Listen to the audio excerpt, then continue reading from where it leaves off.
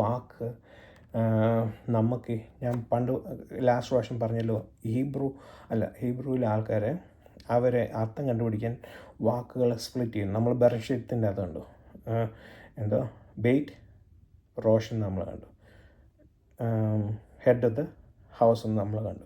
അത് നമ്മൾ ക്രിസ്തുവിനുമായിട്ട് കണക്ട് ചെയ്യപ്പെടുകയുണ്ടായി എന്ന് പറയുന്നത്. ഇതിൻ്റെ അകത്ത് ഹൈറ്റ എന്നുള്ളത് ഹയ ഠ എന്ന് ഉള്ള രണ്ട് വേർഡായിട്ട് എടുത്തു കഴിഞ്ഞാൽ, ഹയ എന്ന് പറഞ്ഞാൽ എൻ്റെ കൂടെ ഒരു യോധു കൂടെ ഇട്ട് കഴിഞ്ഞാൽ ലൈഫ്. ഓക്കെ, അല്ലെങ്കിൽ ഇതിൻ്റെ ഹയ HAYEH നമ്മളെടുത്താൽ അത് to be in the present. എന്തോ ടു ബി എന്ന് പറയുന്നത് എന്തുവാ, നിങ്ങൾ ഒരാൾ ആയിത്തീരുക എന്നുള്ളത്, മനസ്സിലായോ എന്നുള്ള രീതിയിലാണ് പ്രസൻറ്റിനോ അല്ലെ പ്രസൻറ്റ് ഫ്യൂച്ചറിലോട്ടുള്ള ഇതാണ് കാണിക്കുന്നത്. പക്ഷേ അവിടെ ആ ഠ വന്നപ്പം നമ്മൾ ബെയ്റ്റ് ബെയ്റ്റ് അല്ലെ ഇറ്റ് വന്നപ്പം പാസ്റ്റ് ടെൻസിലോട്ട് എന്ന് പറയുന്നത് പോലെ തന്നെ അയഠ വന്നപ്പം വാസായി. മനസ്സിലായി? അത് ഗ്രാമാറ്റിക്കൽ, അത് കൂടുതൽ പറഞ്ഞ് ഞാൻ കൺഫ്യൂഷൻ ആക്കുന്നില്ല. എനിവേ, അപ്പോൾ അത് കഴിഞ്ഞ് ഈ ലാസ്റ്റിലത്തെ വേർഡ് ഠാഹ് മാത്രം നമ്മൾ എടുത്തു കഴിഞ്ഞാണല്ലോ, അതൊരു ചേംബർ, ഒരു വെസൽ, ഒരു റൂം, ചേംബർ, ഒരു വെസൽ. മനസ്സിലായി എന്ന് പറയും. ഇപ്പോൾ ചിലപ്പോൾ ഇതിൽ നിന്നായിരിക്കും അവർ ഭൂമി ഒരു വെസലാന്ന് പറഞ്ഞ് അർത്ഥം കൊണ്ടുവന്നത്. ഓക്കെ, അപ്പോൾ ഹയ ഒരു റൂമിൻ്റെ അകത്ത് ജീവിതം, ഹയ എന്നുള്ള ഒരു യോധു ഇട്ട് കഴിഞ്ഞാൽ ഒരു ജീവിതമുള്ള, അല്ലെങ്കിൽ ടു ബി ആയിരിക്കേണ്ടത് അതെന്തെടുത്തു വൺസ് അപ്പൺ പാസ്റ്റ് ആക്കി, വൺസ് അപ്പൺ പണ്ട്, ഇപ്പോഴത്തെ സ്ഥിതിയല്ല. ജസ്റ്റ് ലൈക്ക് നമ്മൾ പണ്ട് ദൈവത്തെ അറിയാത്തവരെ, ഇപ്പോഴോ യേശുക്രിസ്തു നമ്മുടെ ജീവിതത്തിൽ വന്ന് നമ്മളുടെ ജീവിതം മാറി. മനസ്സിലായി? അപ്പം ഹയറ്റ എന്നുള്ള ഇത് വന്നു. അപ്പം അപ്പം അതിൻ്റെ അത് രണ്ട് ആ വേർഡ് വരുമ്പം ഒന്ന് ചേംബറും മറ്റേത് ലൈഫും വന്നു. അത് രണ്ടും കൂടെ കൂട്ടിച്ചേർന്നു. ഇനി അടുത്ത തോഹു വേ വോഹു, വാവുണ്ട് കണ്ടോ, ആ രണ്ട് വേർഡിനെ കണക്ട് ചെയ്യുന്നതാണ് വാവ് എന്ന് പറഞ്ഞാൽ, വാവ് എന്ന് പറഞ്ഞാൽ ലെറ്റർ. അപ്പം ഈ തോഹുവിനെയും വോഹുവിനെയും കണക്ട് ചെയ്യുന്നത്. ഇപ്പോൾ ഈ വേർഡിൻ്റെ മീനിങ് ആദ്യം ഡിക്ഷണറി ഒന്നും ഇല്ലാത്തതുകൊണ്ട് അറിയാതിരുന്ന സമയത്ത് അവർ നോക്കിയതാണ്.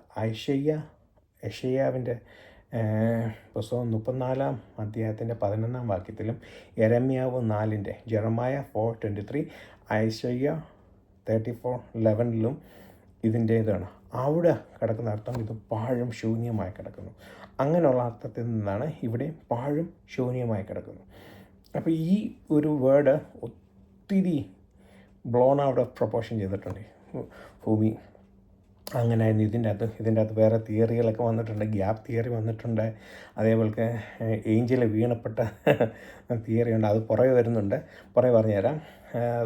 അപ്പം അങ്ങനെയുണ്ട്. പക്ഷേങ്കിൽ സിമ്പിൾ മീനിങ് കഴിഞ്ഞാൽ അതൊരു ഒരു അച്ചടക്കമില്ലാതെ കിടക്കുന്ന ഒരു ഇത് ഇപ്പം നമ്മുടെ പിള്ളേരാണെങ്കിൽ ഒരു അച്ചടക്കമില്ലാത്ത, ഒരു അടുക്കും ചിട്ടയില്ലാത്ത, രാവിലെ തോന്നുമ്പോൾ എണീക്കുക, തോന്നുമ്പോൾ പോവുക ഒക്കെ അവസ്ഥയാണെന്നുണ്ടെങ്കിൽ നമ്മളെന്ത് പറയും, ഒരു പാഴും ശൂന്യമായ ജീവിതമാണ് അല്ലേ? മനസ്സിലായോ എന്ന് പറയുന്ന പോലെ അതേപോലെയുള്ളൊരവസ്ഥയാണ്. അവിടെ ഒന്നും ഇതുവരെയായിട്ടും ലൈഫ് വരാൻ ആ റൂം ഒന്നും അങ്ങോട്ട് ഫുള്ളി ഡെവലപ്പ് ചെയ്യാത്ത ഒരവസ്ഥ. നമ്മളിപ്പോൾ ഒരു ഡെവലപ്പ് ചെയ്യാത്ത ഒരു ലാൻഡായാലും നമ്മൾ പാഴും ശൂന്യമായി കിടക്കുന്ന ഭൂമി.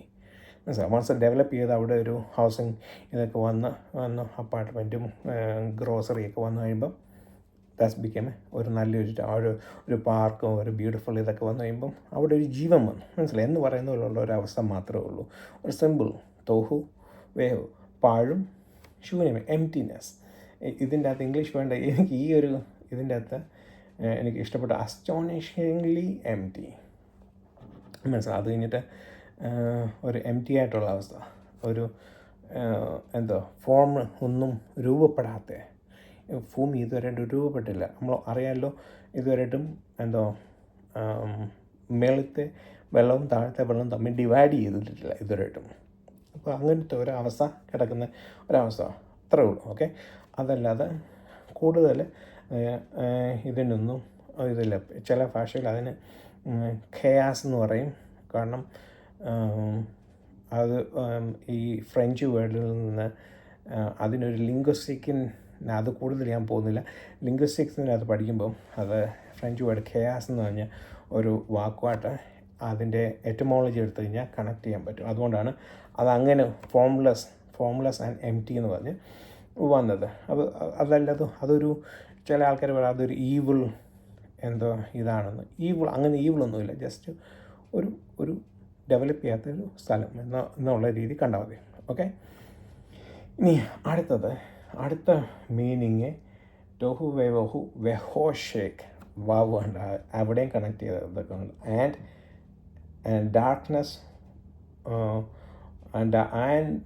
darkness was on the face of the deep. വെഹോഷേക്ക്, ഡാർക്ക്നെസ്. ഈ ഡാർക്ക്നെസ്സും ഒത്തിരി ആൾക്കാർ പറയുന്നുണ്ട് ഈവിളാണെന്നും തിന്മയല്ല, ഒരു അന്ധകാരം. കാരണം ദൈവത്തിൻ്റെ പ്രകാശം ഇതുവരെയായിട്ടും അവിടെ വന്നിട്ടില്ല. മനസ്സിലായോ? അത്രയേ ഉള്ളൂ. കാരണം ഈ ആകാശം മേളിലത്തെ വെള്ളവും താഴത്തെ വെള്ളവും തമ്മിൽ വിധാനങ്ങൾ സെപ്പറേറ്റ് ചെയ്ത് കഴിഞ്ഞിട്ടാണ് അവിടെ സൂര്യനെ വെച്ച് പിടിപ്പിക്കുന്നത്. മനസ്സിലായോ? പക്ഷെ എങ്കിലും സൂര്യനെക്കാട്ടി വേറൊരു പവറുണ്ട്. ആ പവറ് ഇതുവരെയായിട്ടും വന്നിട്ടില്ല എന്നുള്ളത്. എൻസോഫ് എന്ന് പറയുന്ന ദൈവത്തിൻ്റെ ഷെക്കൈന പോലുള്ള ഇത്. അപ്പോൾ ഇതുവരെയായിട്ടും അത് ഭൂമിയുടെ അവിടെ ഡെവലപ്പ് ചെയ്യാത്തതുകൊണ്ട് വന്നില്ല. അതുകൊണ്ട് ഡാർക്ക്നെസ്, വെള്ളത്തിൻ്റെ ആ അന്ധകാരം നടക്കും. ഇപ്പം നമ്മൾ രാത്രി പോയി നമ്മളൊരു കടലിൽ എവിടെയെങ്കിലും പോയാൽ നമുക്ക് തോന്നും? അന്ധകാരം പോലെ തോന്നും, ഇല്ലേ? അതേപോലെയുള്ളൊരു മീനിങ് ഉള്ളൂ. അത് ഒത്തിരി ഈവിളാണെന്നും അങ്ങനെയൊന്നും പല വ്യാഖ്യാനങ്ങൾ വന്നിട്ടുണ്ട്. പക്ഷേ അങ്ങനെയൊന്നുമില്ല. ജസ്റ്റ് ഇപ്പം നമ്മൾ ക്രിസ്ത്യൻ വേ നോക്കിക്കഴിഞ്ഞാൽ നമ്മൾ പാപികളായിരുന്ന മനുഷ്യൻ്റെ ഒരവസ്ഥ, അന്ധകാരപ്പെട്ട അവസ്ഥയിലായിരുന്നു. നമ്മൾക്ക് ഒരു ജീവിതത്തിലൊരു അർത്ഥമില്ല, ഒരു ദൈവവുമായിട്ട് സെപ്പറേറ്റ് ചെയ്ത് സത്യത്തെ അറിയാത്ത, ഒരു സത്യം അറിയാൻ ആഗ്രഹിക്കാത്ത ഒരു വല്ലാത്തൊരവസ്ഥ, ആ ഒരു അന്ധകാരമായ ഒരവസ്ഥ, വെളിച്ചം കിട്ടാത്ത എന്നാൽ വെളിച്ചം വരുമ്പം പറ്റി? ഈ അന്ധകാരം മാറിപ്പോവും. മനസ്സിലായി? അപ്പം അത്രേ ഉള്ളൂ. അതല്ല, പക്ഷേ നമ്മൾ പുതിയ നിയമത്തിൽ ഇത് വരുന്നുണ്ട്. ക്രിസ്തു യേശു വന്നു, വെളിച്ചമായി വന്നു. God is light. അത് മറന്നു പോയത്, ഗാഡ് ഈസ് ലൈറ്റ്. ഈ ലൈറ്റ് പണ്ട് മുതലേ ഉണ്ടായിരുന്നു. എൻസ് ഓഫ് ഷെക്കൈന, അത് പണ്ട് മുതലേ ഉണ്ടായിരുന്നു. ആ ലൈറ്റ്, പ്രകാശം ക്രിസ്തുവായി വന്നു, നമ്മുടെ ജീവിതത്തിൽ വന്നു. അന്ധകാരത്തിൽ കിടന്ന് നമ്മളെ പ്രകാശമായിട്ട് വന്നു. ഇപ്പം ഭൂമിയുടെ കണ്ടോ ഓരോ അവസ്ഥ വരുമ്പം ആ ഭൂമിയുടെ ഓരോ അവസ്ഥ വ്യാഖ്യാനിക്കുമ്പോൾ നമ്മളുടെ പഴയ അവസ്ഥയായിട്ട് ഇത് മാറി വരും. ഓക്കെ, അടുത്തത് ആൽഫനെ ഉള്ള വാക്കാണ്. ആൽഫനെ എന്ന് വെച്ച് കഴിഞ്ഞാൽ അപ്പോൺ ദ ഫേസ്. എപ്പോഴും ദൈവത്തിൻ്റെ ഒരു മുഖം എന്ന് പറയുമ്പോൾ, ഫേസ് എന്ന് പറയുമ്പം ഈ ഫെനെ എന്ന് പറഞ്ഞാൽ വാക്ക് യൂസ് ചെയ്യുന്നത്. ആൽ എന്ന് വെച്ച് കഴിഞ്ഞാൽ അപ്പോൺ, ഒരു ഡൊമീനിയൻ, ഒരാളുടെ മുകളിൽ, മനസ്സിലായി, ഒരു ഡോമിനൻസ് കാണിക്കുന്ന ഒരു ഇതാണ് ആൽ എന്ന് പറയുന്നത്. അപ്പോൾ ആൽ ഫെനെ എന്ന് പറഞ്ഞാൽ എപ്പോഴും പ്രസൻസ് ഓഫ് ദൈവത്തിൻ്റെ മുഖം, അല്ലെ പ്രസൻസ് ഓഫ് ഗാഡ് എന്നുള്ള രീതിയിലാണ്. അപ്പം ഇവിടെ വരുമ്പം ആ ഒരു ഡോമിനൻസ്, ദൈവത്തിൻ്റെ ആ presence was over the darkness and the deep. മനസ്സിലായോ? അപ്പം അടുത്തത് ടെഹോം. ഈ ടെഹോം എന്ന് പറഞ്ഞാൽ വാക്ക് ഒത്തിരി ഞാൻ പല രീതിയിൽ വ്യാഖ്യാനിച്ച് കേട്ടിട്ടുണ്ട്. പക്ഷേ ഒരു സിമ്പിൾ ഖെയാസ് എന്ന് പറഞ്ഞ വാക്കൊക്കെ ഇവിടെ നിന്നാണ് വരുന്നത്. ഇപ്പം ഈ വേർഡ് ആദ്യമായിട്ട് വരുന്ന തിയമാത്ത് എന്ന് പറഞ്ഞ നമ്മൾ കേട്ടു. തിയമാത്ത് എന്ന് പറഞ്ഞ പഴയ ബാബിലോണിലെ ഒരു ദൈവം ഉണ്ടായിരുന്നു, ഒരു പാമ്പ് ദൈവമായിരുന്നു. അല്ലെ അവരുടെ ഭാഷ പറഞ്ഞു കഴിഞ്ഞാൽ ഒരു കടൽ ദൈവമായിരുന്നു. ആ ദൈവത്തെ മർഡൂക്ക് എന്ന് പറഞ്ഞാൽ കൊന്നു, രണ്ടായിട്ട് കീറിയിട്ട് ഒരു ഭാഗം കൊണ്ട് മേലത്തെ വിധാനവും താഴത്തെ വിധാനവും ഉണ്ടാക്കിയെന്ന് നമ്മൾ കേട്ടു എന്ന് പറയുന്നത്. ആ തിയമാത്ത് എന്ന് പറഞ്ഞ വേർഡിൽ നിന്നാണ് ടെഹോം എന്ന് പറഞ്ഞ ഡീപ്പ് എന്ന് പറഞ്ഞ വേർഡ് വരുന്നത്. മനസ്സിലായി? അപ്പം കടലിനെയാണ് അവിടെ ഉദ്ദേശിക്കുന്നത്. വെള്ളം, ഭൂമിയുടെ മീതെ വെള്ളം ഉണ്ടായിരുന്നു, ഇതുവരെയായിട്ട് ലാൻഡ് കണ്ടു തുടങ്ങിയില്ല. അപ്പോൾ ഈ ഡാർക്ക്നെസ്സിനെ, ഡീപ്പിന്, ടെഹോമിന് പറയുന്ന ഈ ടെഹോം എന്ന് പറഞ്ഞാൽ കടലിൻ്റെ ആ അവസ്ഥയിലേക്കാണ് ആ തിയമത്ത് എന്ന് പറഞ്ഞ വേർഡിൽ നിന്നാണ് തെഹോം വന്നിരിക്കുന്നത്. അപ്പം ഈ വേർഡിൻ്റെ എറ്റമോളജി ഇങ്ങനെ പോയി നോക്കുമ്പോൾ ഫ്രഞ്ച് വേർഡ് ഖയാസ് വരുന്നത്. ഓക്കെ, അപ്പം കൂടുതൽ ഞാൻ പറയാൻ ആഗ്രഹിക്കുന്നില്ല. വെള്ളത്തിൻ്റെ ശക്തിയെപ്പറ്റി നമ്മൾ കഴിഞ്ഞ ദിവസങ്ങളെല്ലാം നമ്മുടെ ചുറ്റുവട്ടങ്ങളിൽ കേട്ടു. അതിന് കൂടുതൽ എക്സ്പ്ലനേഷൻ പോകുന്നില്ല, കാരണം ഇത് അതിൻ്റെ പറ്റിയ സമയമല്ലാത്തതുകൊണ്ട് ഞാൻ പോകുന്നില്ല. ഓക്കെ, അപ്പം അതേപോലെ ഒരു കെയാട്ടിക് ഒരു ലൈഫ് ഒരു സിറ്റുവേഷൻ ആയിരുന്നു അന്നുണ്ടായിരുന്നത്. കാരണം ഒരു ഫോർമേഷൻ ഇതുവരെയായിട്ടും വന്നിട്ടില്ല. ദൈവം അതിനെ ക്രിയേറ്റ് ചെയ്ത് തുടങ്ങിയിട്ടില്ല. മനസ്സിലായോ? അത്രയേ ഉള്ളൂ. അടുത്തതായി ടെഹോം കഴിഞ്ഞ് റൂഹ ആൻഡ് റൂഹ, അവിടെയുണ്ട് ഒരു വാവ് റൂഹ വന്നിരിക്കുന്നു. ഓക്കെ, റൂഹ എന്നുള്ളതിൻ്റെ മോഡേൺ ഹിബ്രുവിൽ സ്പിരിറ്റ്, ടീം സ്പിരിറ്റ്, അല്ലെങ്കിൽ ഒരാൾ ഒരു സ്പിരിറ്റ് ഇല്ലാത്ത അവസ്ഥ, മനസ്സിലായി, ഒരു സന്തോഷമില്ല, ഒരു എന്താ എനർജറ്റിക് ഇല്ലാത്ത അവസ്ഥ എന്നാണ് മോഡേൺ ഹിബ്രു. പണ്ട് ഞാനിത് പറഞ്ഞപ്പോൾ ആൾക്കാർ എന്നെ കുറ്റം പറഞ്ഞു. ശ്രദ്ധിച്ച് കേട്ട് കാണത്തില്ല. മോഡേൺ ഹിബ്രുവിൽ പറയുന്ന വാക്കാണ് ഇത്. ഈ സ്പിരിറ്റ് എന്ന് പറയുന്നത്, റൂഹ എന്ന് പറയുമ്പോൾ ഒരു സ്പിരിറ്റഡ് അല്ലാത്ത, മനസ്സിലായ ഒരവസ്ഥ. പക്ഷെ ബിബ്ലിക്കൽ ഇത് വരുമ്പം, ഇതിൻ്റെ അകത്ത് വരുമ്പോൾ പല മീനിങ്. ക്രിസ്ത്യൻ നമ്മുടെ ഇത് വരുമ്പോൾ ഹോളി സ്പിരിറ്റ് റൂഹ. ഇപ്പം ബിബ്ലിക്കൽ ഇതിൻ്റെ അകത്ത് വരുമ്പം, ബൈബിളിനകത്ത് വരുമ്പം റൂഹയുടെ കൂടെ ഏതൊരു വാക്ക് ചേരുന്നോ അതാണ് അർത്ഥം. ഇപ്പം റൂഹ എലോഹിം വരുമ്പം ദൈവത്തിൻ്റെ ആത്മാവ്, മനസ്സിലായി. റൂഹ ഖൊദേഷ് വരുമ്പം ഹോളി സ്പിരിറ്റ്. അതേപോലെ റൂഹ ഖൈം എന്ന് പറയുമ്പം ജീവനുള്ള ദേഹിയെ, എന്താ സ്പിരിറ്റ് ഓഫ് ലൈഫ് എന്നോ, മനസ്സിലായി. ദൈവം ആദാമിൻ്റെ മൂക്കിൽ ജീവനുള്ള ശ്വാസം ഊതി എന്ന് പറയുന്ന പോലെയാണ് റൂഹ ഖൈം, മനസ്സിലായി. അപ്പം ഖൈം വരുമ്പോൾ റൂഹ അതൊരു ഇതാകുന്നു. റൂഹ ഖൊദേഷ് വരുമ്പോൾ ഹോളി സ്പിരിറ്റ് ആകുന്നു. റൂഹ എലോഹിം വരുമ്പം ദൈവത്തിൻ്റെ ആത്മാവാകുന്നു എന്ന് പറയുന്നു, മനസ്സിലായി. പക്ഷെങ്കിൽ ഇത് ഇനിയും പറയാൻ പോകുന്നത് പലരും യോജിക്കത്തില്ല, പക്ഷേ എന്നോട് വഴക്കുണ്ടാക്കരുത്. ഞാനിത് പല ദൈവദാസന്മാരിൽ കൂടെ കേട്ടിട്ടുണ്ട്. ജോൺ എച്ച് വാൾട്ടൺ എന്ന് പറഞ്ഞ ദൈവദാസൻ ഇത് പല ബുക്കുകളിൽ കൂടെ പറയുന്നത് ഞാൻ കേട്ടിട്ടുണ്ട്. ജനസിസിൻ്റെ അകത്തും പറഞ്ഞിട്ടുണ്ട്.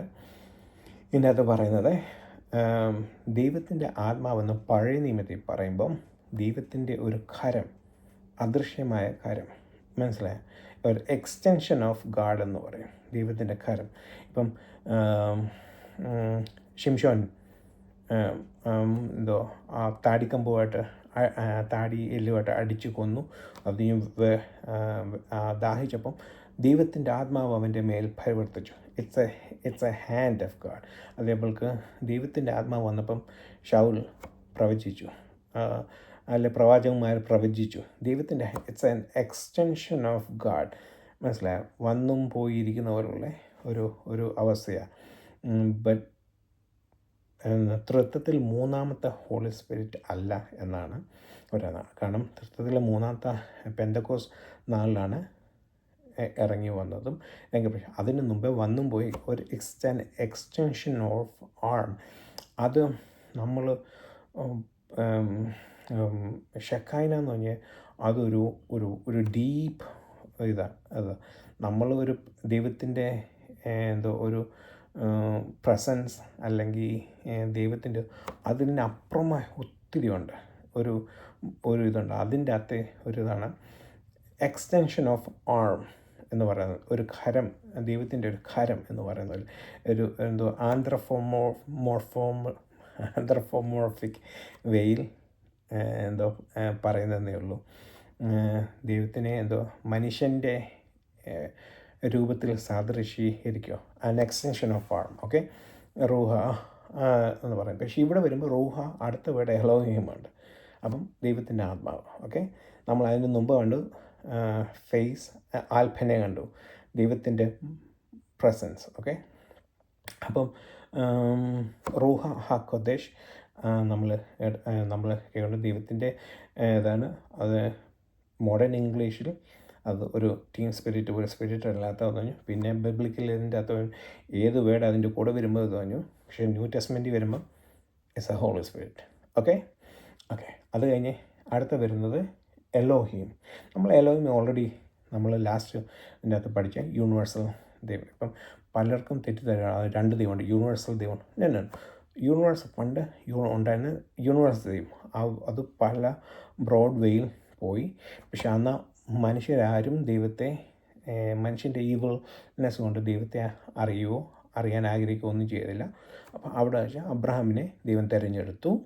മനസ്സിലായി? അത് കഴിഞ്ഞ് അബ്രഹാമിൻ്റെ സന്തതി ഈ ഭൂമിയെ കീഴടക്കും. മനസ്സിലായോ എന്ന് പറയുന്ന പോലുള്ള ആ ഒരു, പിന്നെ അവിടെ ഒരു കവനൻ്റ് കൊടുക്കും. കവനൻ്റ് കൊടുക്കുമ്പം ആ പേര് ഞാനാവുന്നത് ഞാനാണ്. മനസ്സിലായി? YHWH ആയി മാറി. മനസ്സിലായി? അപ്പം അതിന് മുമ്പ് വരെ എലോഹീം എന്നറിയപ്പെട്ടു. പിന്നെ അബ്രഹാമിൽ കൂടെ അത് ഞാനാവുന്നു എന്നുള്ള ഒരു എൽഷദായി ആയി വന്നു. പിന്നെ മോശയിൽ കൂടെ അത് ഞാനാവുന്നത്. മനസ്സിലായല്ലോ?